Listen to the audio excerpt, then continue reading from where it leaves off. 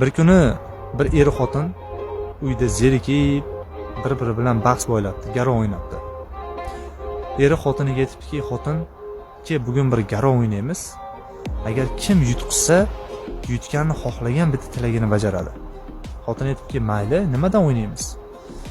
Shu bugun uyimizga kim kelsa, eshikni ochmaymiz. Kim birinchi bo'lib eshikni ochsa, o'sha yutqizgan bo'ladi. Mayli debdi, kelishdik. Hamma o'zini ishini qilishda davom etibdi. Oradan biroz vaqt o'tgandan keyin eshik qo'ng'irog'i jiringlabdi.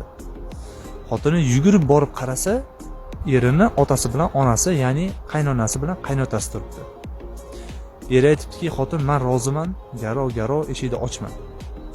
Haligi bechora ota-ona eshikni zvonokini bosibdi.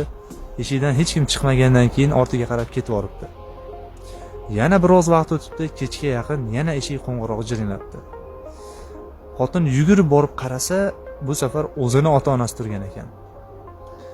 Eri aytibdiki, xotin, garov, men o'zimni ota-onamga ochtirmadim eshikni, agar sen ochsang yutqizasan.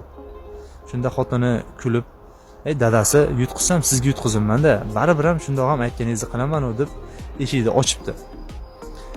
Haligi ota-onasi kiribdi, mehmon qilishibdi, jo'natib yuborishibdi. Xullas, haligi xotini erini bitta tilagini bajaribdi.